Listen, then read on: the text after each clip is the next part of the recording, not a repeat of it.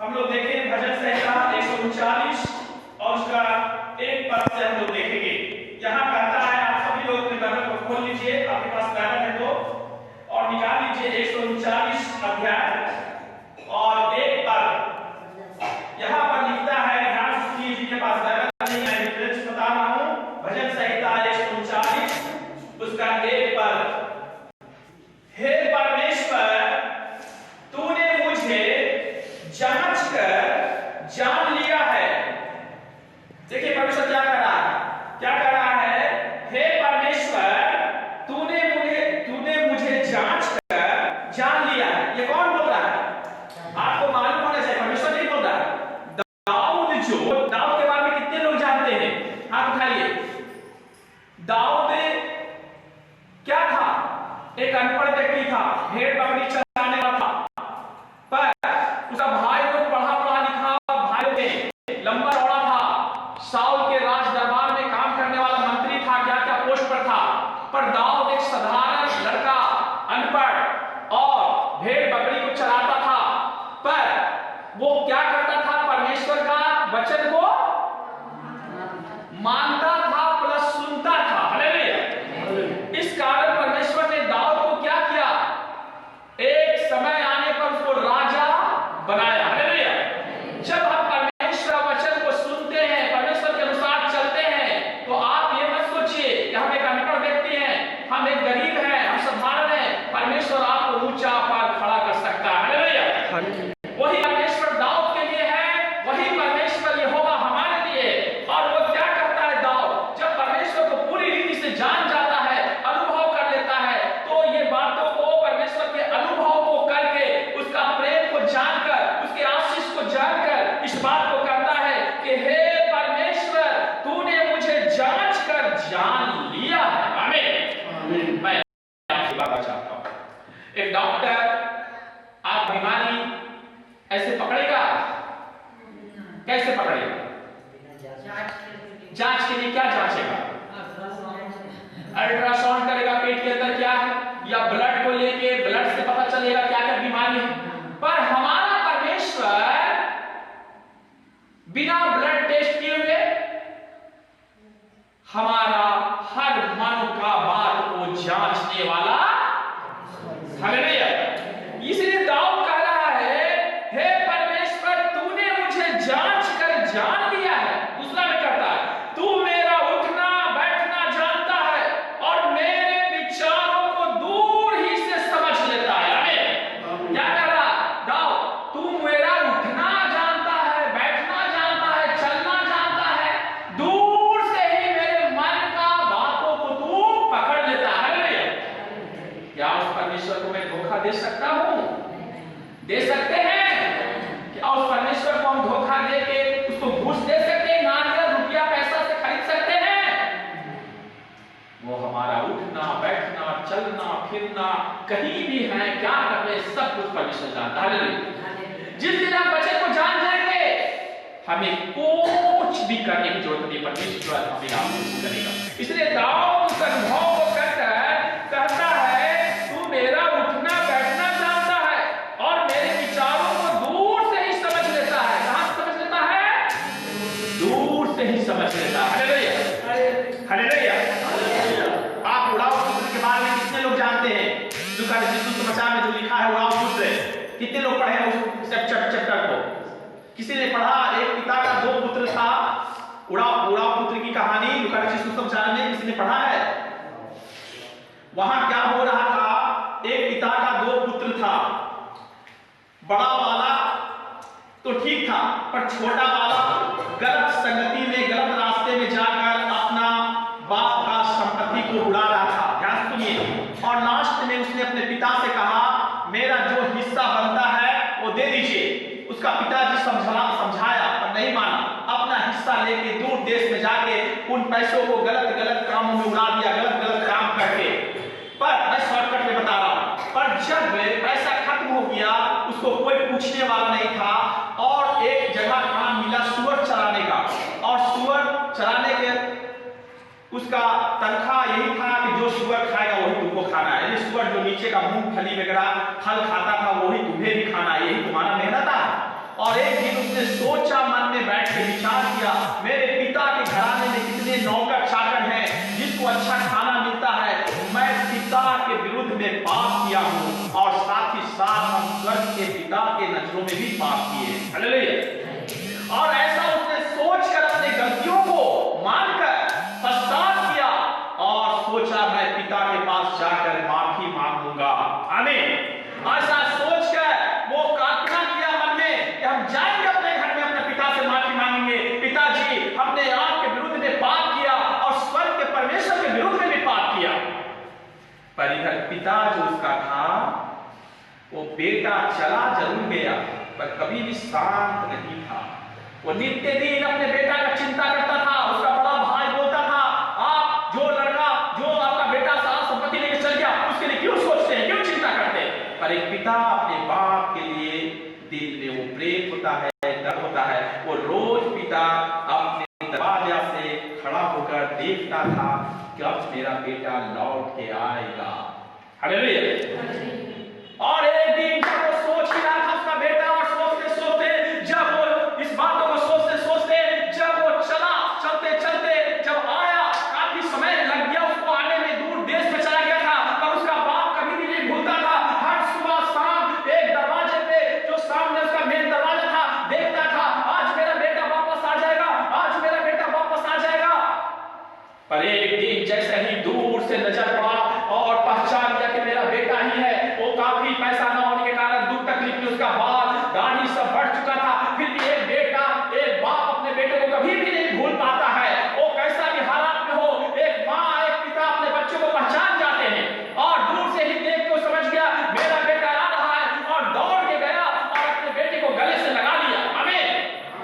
आज हमारे जीवन में यही होता है, हम पाप में गिरे हुए हैं, हम नाना प्रकार के बुराई में गिरे हुए हैं, पर हम पिता से दूर हैं, पिता के विरुद्ध में पाप किए हैं। पर आज विश्व का पिता परमेश्वर आपको इंतजार करता है, हे मेरे बेटी कब लौट आओ, हे मेरे बेटे कब लौट आओ। जिस दिन हम सच्चे मन से परमेश्वर से अपने पाप को स्वीकार करके लौट आते हैं, परमेश्वर इंतजार करता है आपका। हालेलुया।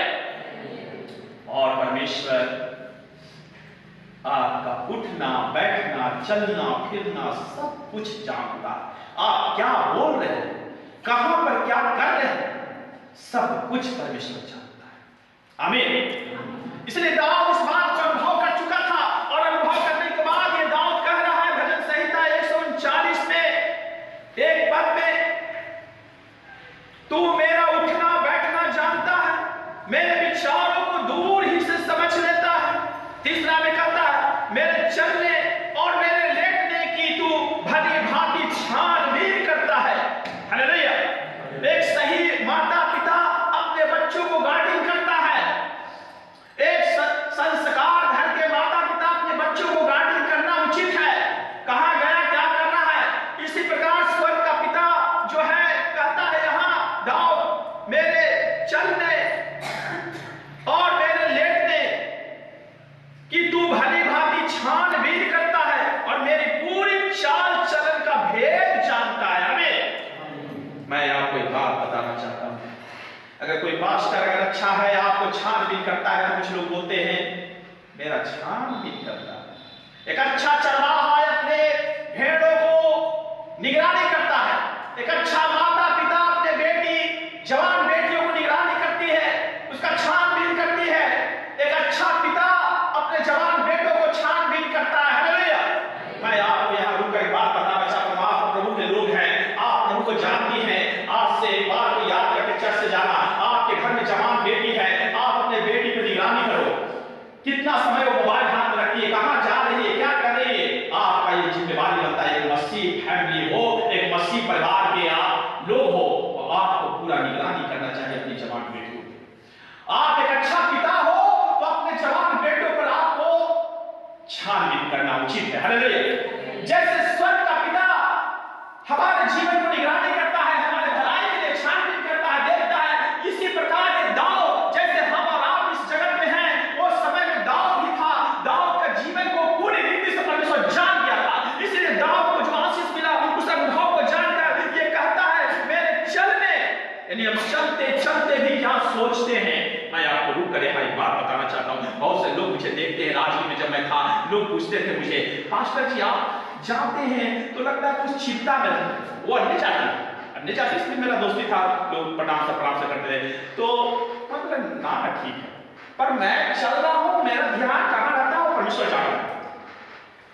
हमेशा लोग मुझे बोलता था चिंता में आप रहते हैं, और आज भी बोलता है घर के लोग भी, पर मैं क्या चिंता करता हूं परमेश्वर जानता है। मैं रोड चलते ही प्रेयर करता हूं, ट्रेन पे रहेंगे लोग, अगर कोई नहीं है, मैं चुपचाप जितना ट्रेन पर बैठे मैं प्रार्थना ही करता। तो इस प्रकार ये दाऊद जो भेड़ बकरी चराता था, ये परमेश्वर का आराधना करता था। क्या करता था? भेड़ बकरियों को भी चराता था, और जो उसका बीना जो था बजाते हुए प्रभु के महिमा के गीतों को गाता था। हालेलुया। क्या आज हम ऐसे हैं? परमेश्वर के बेटी हैं, परमेश्वर का बेटा है, क्या हम काम करते हुए परमेश्वर को ध्यान करते हैं, चलते हुए परमेश्वर का ध्यान करते हैं? नहीं, सिर्फ संडे को ध्यान करते हैं, बाकी समय न जाने क्या क्या गीतों को गाते, न जाने क्या क्या चीजों को पढ़ते, न जाने क्या क्या चीजों को देखते हैं। इसलिए दाऊद कहता है यहां 3 में, मेरे चलने और मेरे लेटने को तू भली भांति छानबीन करता है, मेरी पूरी चाल चलन का भेद जानता है। चौथा में कहता है, हे परमेश्वर मेरे मुंह में ऐसी कोई बात नहीं जिसे तू पूरी रीति से नहीं जानता हो। हालेलुया। आज हम इस मुंह से क्या बोलते हैं? हम मनुष्य को धोखा दे सकते हैं, मनुष्य को सिखा सकते हैं, पर परमेश्वर देखता है आप इस होंठ से क्या बोलते हैं, इस होंठ के अंदर आपके मन में क्या बात चल रहा है, परमेश्वर जांचता है। हालेलुया। आप कहते हैं परमेश्वर हमारा आशीष देने वाला परमेश्वर है, परमेश्वर आशीष देने के लिए तैयार है, पर आप अपने मुंह से पूछो आप क्या बातें कर रहे हैं चर्च के बाद, आप इस होंठ से क्या लगा रहे हैं, आप परमेश्वर देखता, आप मन में क्या कल्पना करके रखे हैं, परमेश्वर जानता। इसलिए दाऊद ने सारी बातों को अनुभव कर लिया था। अनुभव करने के बाद ये लिखता है, कहता है 4 में, हे यहोवा परमेश्वर मेरे मुंह में ऐसी कोई बात नहीं जिसे तू पूरी रीति से नहीं जानता हो। 5 में कहता है, तूने मुझे आगे पीछे घेर रखा है, अपना हाथ मुझ पे रखे रहता है। आमीन। कितना सुंदर वचन, कितना सुंदर वचन। एक मंत्री चलता है, अकेले चलता है, क्या चलता है, उसके आगे पीछे पुलिस फोर्स रहता है। पर श्रीमती इंदिरा गांधी, सुनिए ना, इंदिरा गांधी के आगे पीछे बॉडीगार्ड चलने वाला, उसी का बॉडीगार्ड उसको शूट कर दिया ना, शूट 2 पैसों के लिए। पर मेरा परमेश्वर क्या करता है, ध्यान से सुनिए, मेरा परमेश्वर क्या करता है? मनुष्य हमें धोखा दे सकते हैं, मनुष्य हमें जिसको हम वोट दे रहे हैं, जिसको हम बॉडीगार्ड रखे, वही 2 पैसा आगे कोई बढ़ा देगा, वो शूट कर सकता है। पर परमेश्वर का वचन क्या करता है? परमेश्वर का वचन कहता है, तूने मुझे आगे पीछे घेर रखा है। आमीन।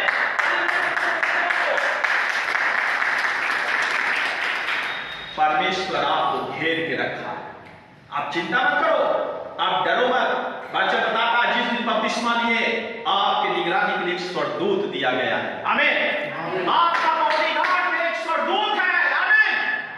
परमेश्वर आपको स्वर्गदूतों को देना घेरा बना के रखा है, और तब जब आप अच्छे काम में हैं, आपका कोई बाल बाका भी नहीं कर सकता है। आमीन। इसलिए परमेश्वर वो दाऊद कहता है अनुभव को जानकर, जिससे तूने मुझे आगे पीछे घेर रखा है, अपना हाथ मुझ पे रखे रहता है। आमीन। कितना सुंदर बात। इसलिए साउल दाऊद का कौन था? दुश्मन था। हालेलुया। कितना कोशिश किया साउल दाऊद को मारने के लिए, पर परमेश्वर का हाथ जिसके ऊपर हो, कोई भी उसको मारने का चेष्टा करेगा, मार नहीं सकता है। आमीन। पर इसका मतलब नहीं कि परमेश्वर का हाथ हो तो तुम गलत काम करो। सच्चाई के मार्ग में चलते हुए, सच्चे रास्ता पे चलते हुए परमेश्वर का हाथ तुम पे बना हुआ है, तुम्हारा कोई कुछ नहीं कर सकता है। आमीन। इसलिए दाऊद के साथ परमेश्वर था। साउल बहुत कोशिश किया उसको मारने के लिए, पर उसको छू नहीं सका, पर दाऊद को मौका मिल गया, उलट के दाऊद को मौका मिल गया साउल को मारने के लिए। और तब दाऊद के साथ में रहने वाला व्यक्ति कहा, यही तो मौका है, जो तेरा दुश्मन है उसको मारना चाहता है, अभी दाऊद क्या कहा? मेरे मुंह का बोली बोली को तू जानता है परमेश्वर। दाऊद क्या बोला? नहीं, ये परमेश्वर का चुना हुआ जन है, इसको भी परमेश्वर अभिषेक किया है, तभी अपने करने के कारण पाप में गिर गया। मैं इसे छू नहीं सकता हूं क्योंकि परमेश्वर का जन है, परमेश्वर इसको चुना है। जरूर गलत काम करके भी राजा से हटेगा, पर परमेश्वर का चुना हुआ व्यक्ति को मैं हाथ नहीं लगा सकता, पर इसको दिखलाने के लिए इसका वस्त्र को मैं काट लेता हूं। क्या जिसे काट के बाद सौल को दिखाया, देख सौल, मुझे मौका मिला था उसको मारने के लिए, पर मैं नहीं मारा। परमेश्वर मन को जानता है। आप क्या योजना बना के रखा किसी के प्रति? आपको नहीं, मैं बता रहा हूं मेरे मन में क्या योजना चलता किसी के प्रति, क्या हम बोलते हैं, क्या करते हैं। मेरा उठना बैठना चलना फिरना सब परमेश्वर जांचता है। फिर हम कितना भी फास्टिंग रखें, कितना भी चिल्लाएं, कुछ नहीं होगा, कुछ नहीं होगा। इसलिए दाऊद सारी बातों को अनुभव कर लिया था, अनुभव कर लिया था। अनुभव किया हुआ व्यक्ति ही परमेश्वर का प्रेम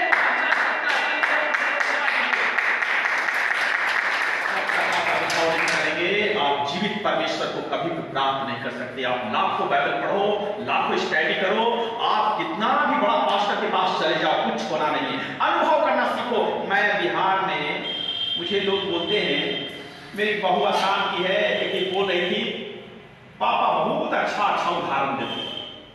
कलकत्ता में जब गया मैं आपसे पूछता हूं, जो व्यक्ति कद्दू का सब्जी नहीं खाया उसको बोलेंगे कद्दू की सब्जी खाइए, तो क्या बोले?